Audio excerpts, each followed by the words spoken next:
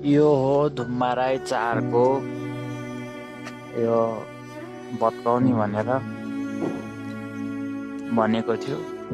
अनि त्यसपछि अहिले चाहिँ आफै भत्काएर सकिन लागिसक्यो, तर भत्काउन चाहिँ आएको छैन।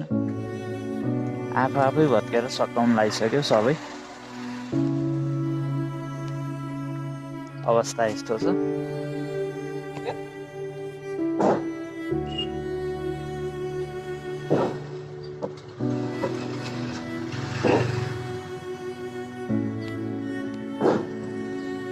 यो चाहिँ सबै नक्साहरू पास नभएको अनि पूर्जा पनि नभएको बस्ती हो।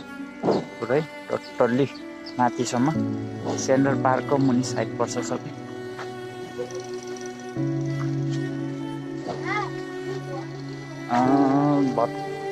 खाली चाहिँ गराउने भनियो, तर रुम भाडामा बसेको मान्छेहरूलाई चाहिँ धेरै समस्या परेको छ। खास गरी अब व्यवस्थित तरिकाले गर्ने हो भने अब रुम भाडामा बस्ने मान्छेहरूलाई चाहिँ रुम भाडामा व्यवस्था गर्नु पर्थ्यो। जुन रुम खोज्न जाँदाखेरि कसैले पनि रुम दिँदैन।